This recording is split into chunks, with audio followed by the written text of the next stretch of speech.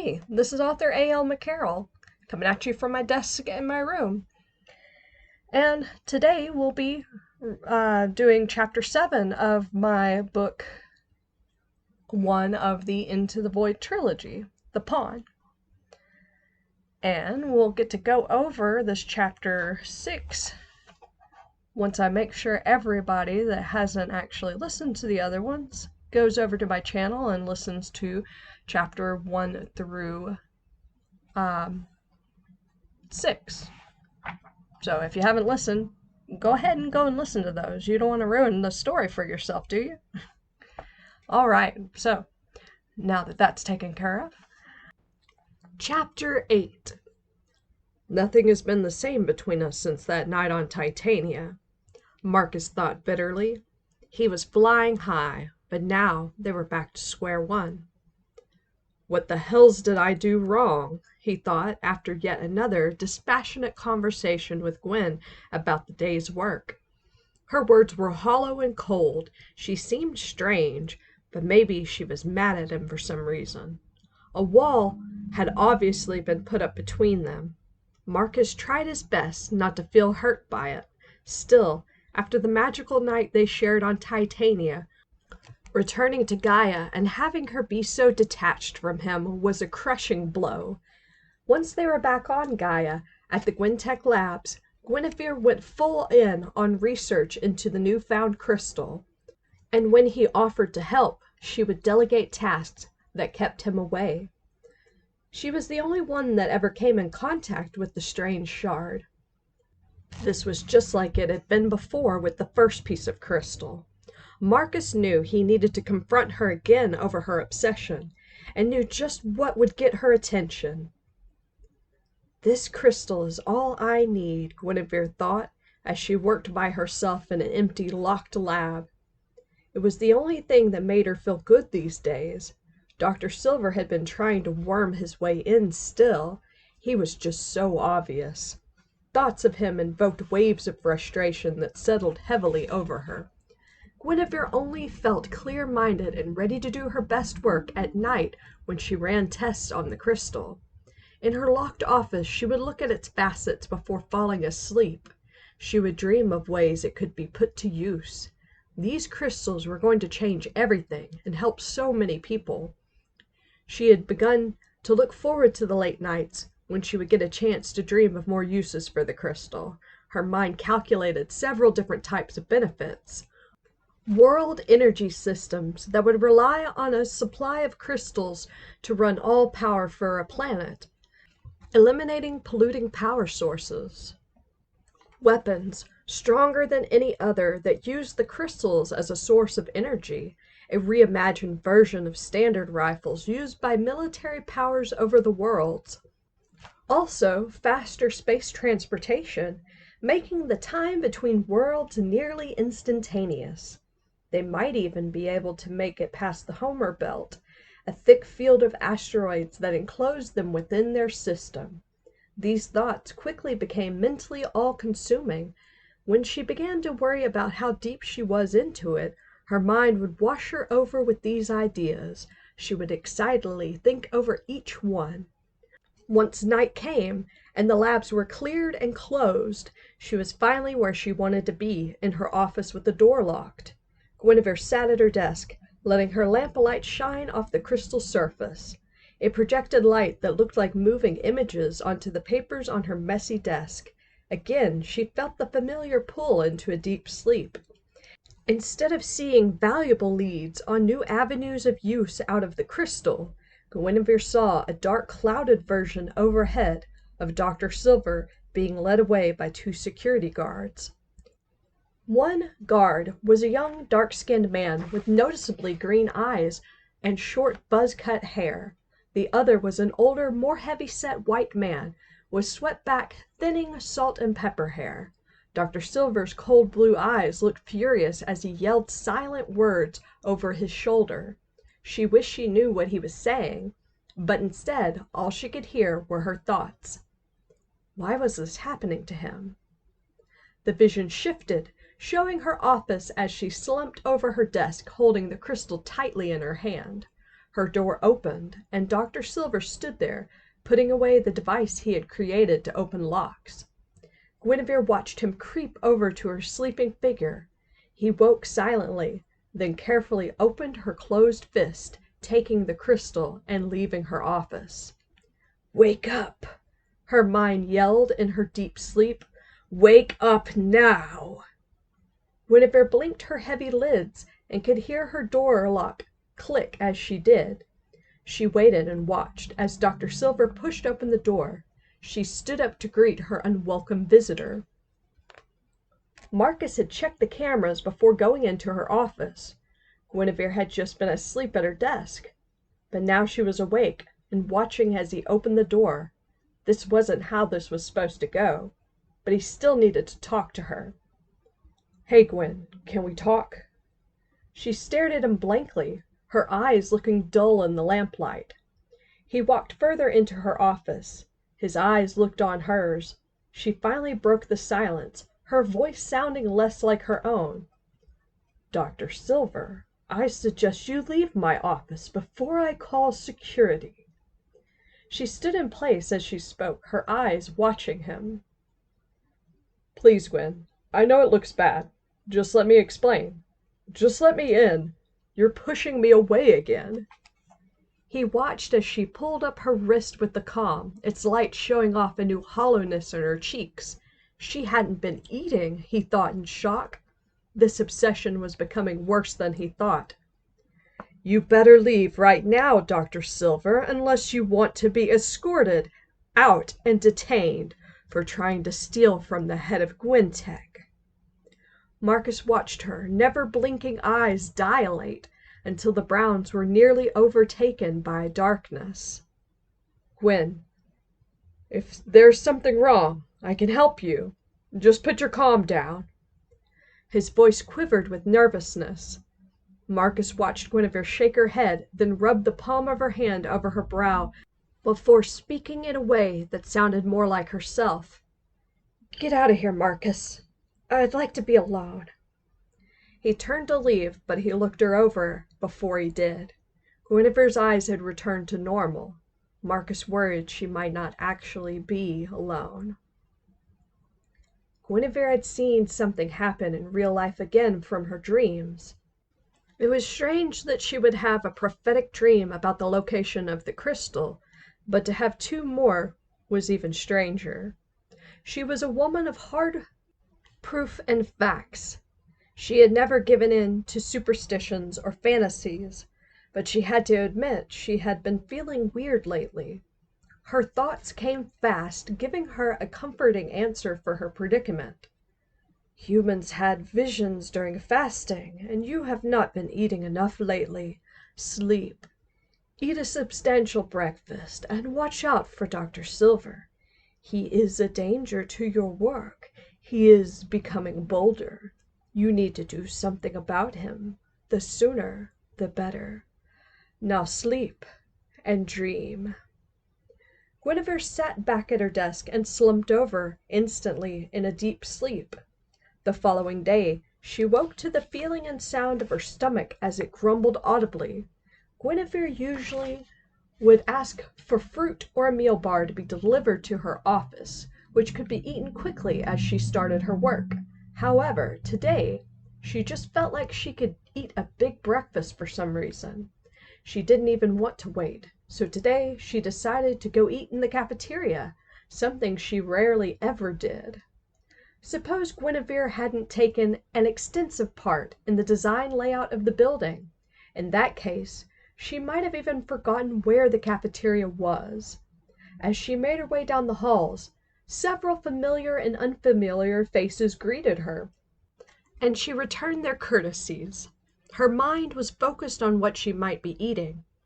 "I hope they have grits," Guinevere thought as she passed an oddly familiar young security guard. His name patch showed the name Blust. He nodded towards her and said, "Ma'am," as they passed. She nodded in response to the young, bright, green-eyed man and continued walking while thinking about cooked crispy bacon. When she made it to the cafeteria, she was surprised at how plain the room was. With white walls, tile floors, and metal bench seat tables. It didn't look like a place that served high-quality food. People in lab coats and mechanic jumpsuits were grabbing trays and lining up. As Guinevere continued further into the room, she could hear whispers around her, marveling at her presence. "Wow, I think that's Guinevere. She never comes here."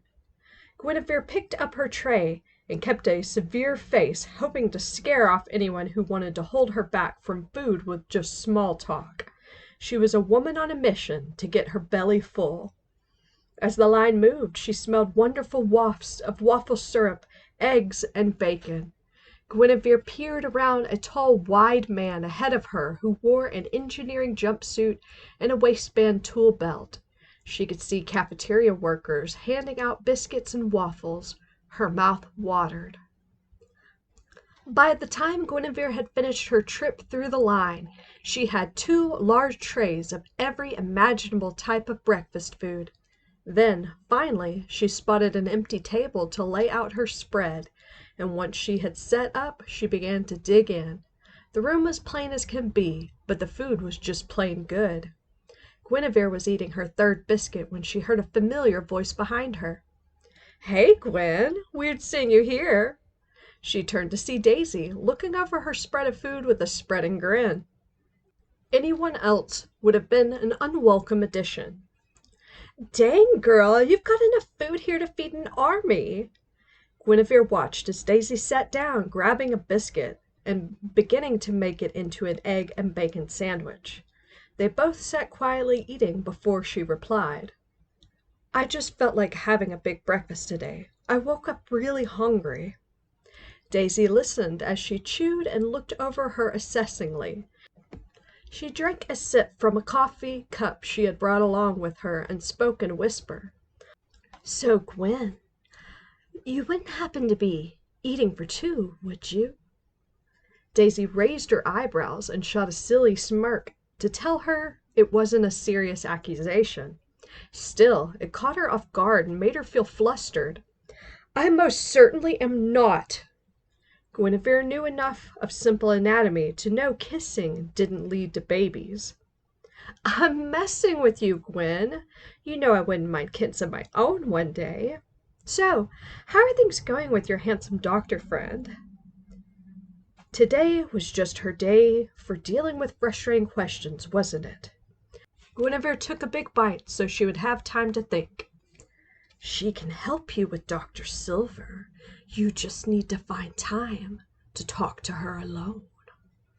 Guinevere took a sip from a glass of milk before replying. "Daisy, I'd like to discuss it more privately with you. Could you come with me to my office?" She noticed a pinched look come over her friend's face. "So, not a good time, I guess," Guinevere replied with obvious disappointment. "Sorry, Gwen, I can't meet you today. I've got a big maintenance job on the cryopods. You know my workers can't function properly without the head of the project breathing down their necks." "Yeah, I understand." Guinevere tried to mask her disappointment. "I'll catch you tomorrow, bright and early, if you're still in the mood for company." Guinevere was about to tell her no when Daisy interrupted. "Actually, it's not an option, Gwen. I'll see you tomorrow." Daisy stood up, grabbing a piece of toast. "I know you well enough that you wouldn't have asked if it wasn't something important." Daisy walked away. Guinevere noticed that once she was nearly out of the doorway, the green-eyed security guard she had passed earlier in the hall had caught Daisy's attention. They began to chat amorously between each other. The scene was typical for Daisy. Guinevere's day went by in a blur. Projects, reports, and interactions with little to no consequence.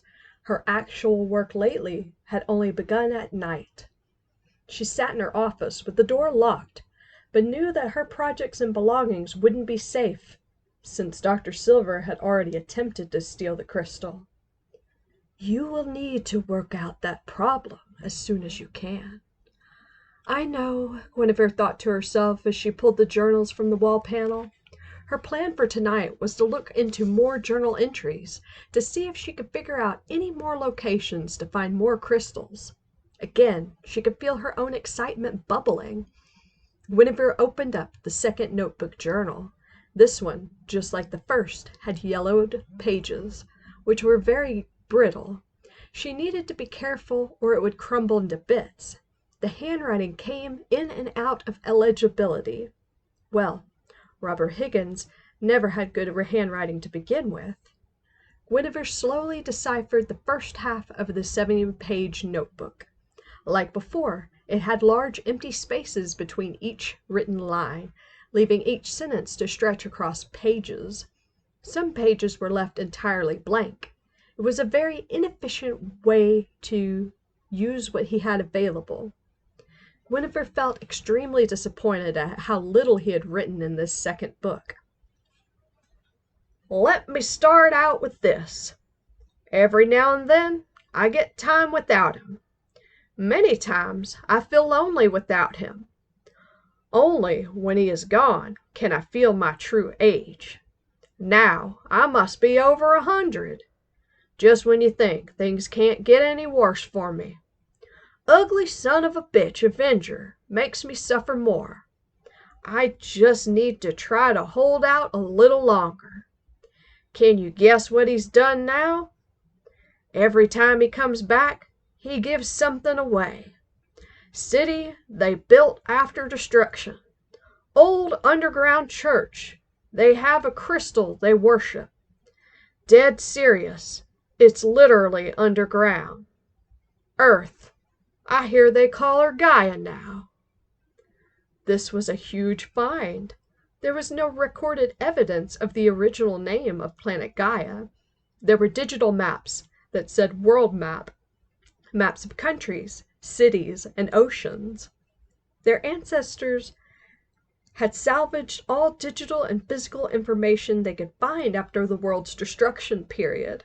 The old world version of the GCOM info search, the internet, had gone down. It was unrecoverable in the early days of the planet-wide destruction.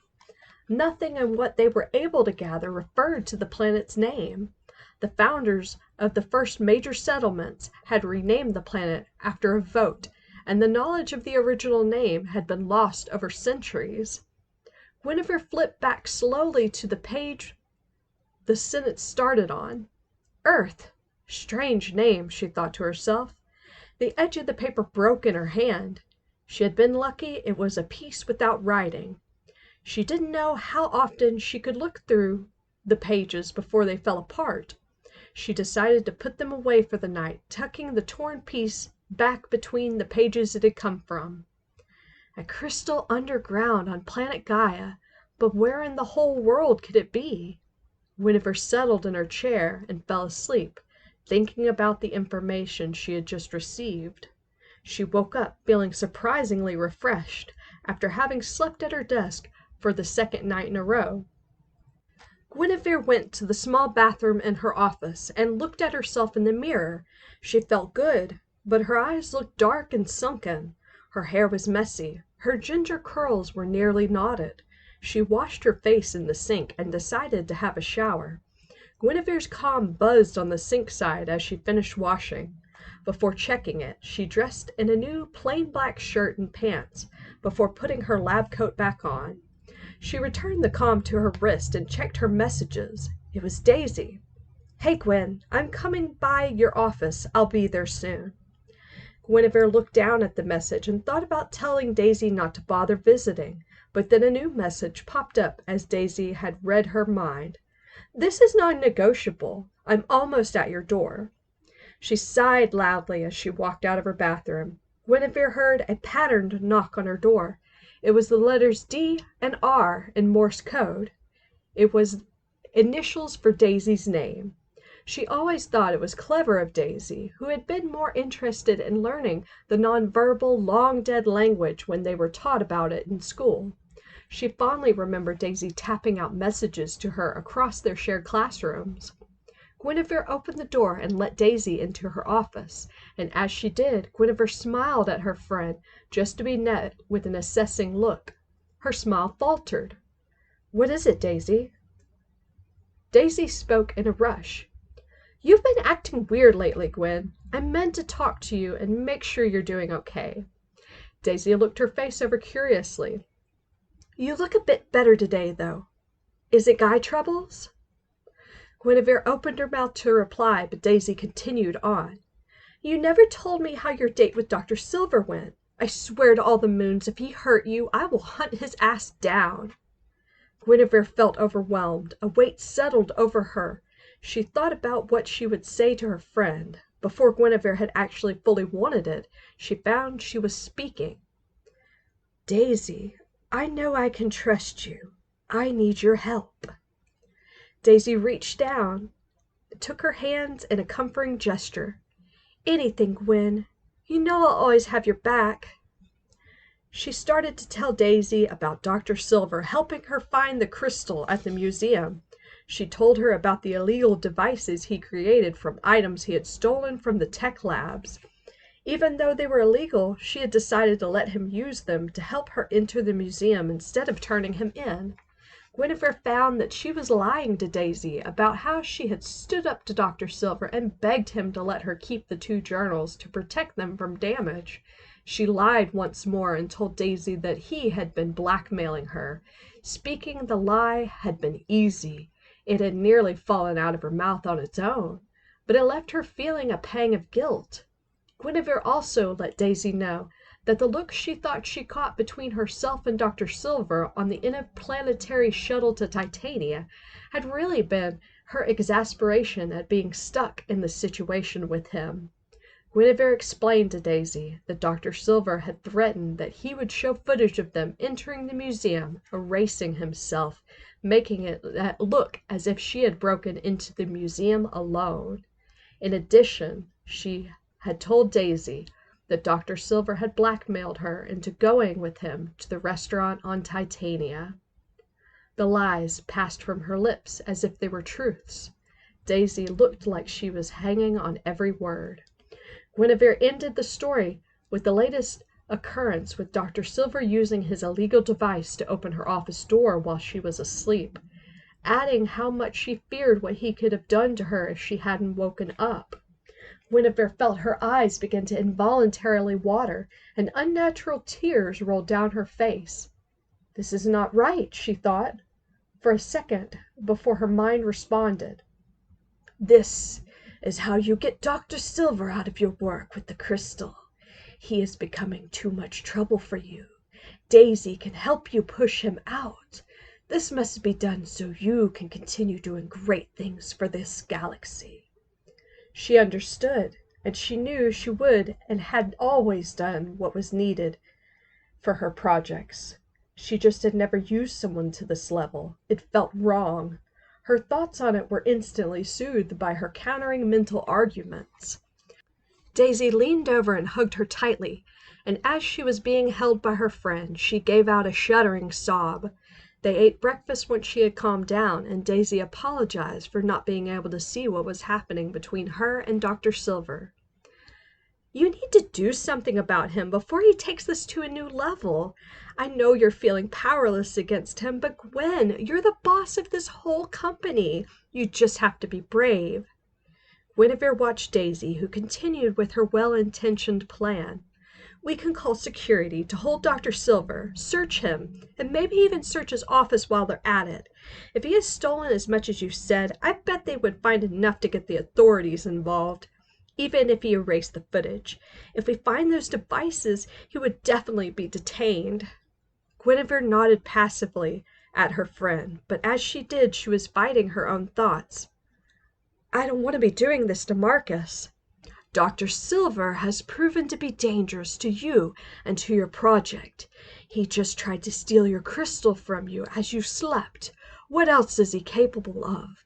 And do you want to wait and find out?" Guinevere knew she didn't. "Gwen, I'm here for you whenever you want to do this." Daisy's voice broke her silent fight with herself. She looked at her friend. The typical goofy blonde-haired woman looked serious as the grave. "Okay." Guinevere entered her contacts on her comm and called security to meet them in her office. Hey, this is A.L.McCarroll. Thank you so much for watching my video. I hope you enjoyed it as much as I enjoyed making it. Remember to give it a thumbs up, hit the subscribe button, also turn on notifications so you never miss a chapter. Don't forget to follow me on my social media platforms for updates. You can find the links in the description box. Thank you again for watching. Stay tuned and take care.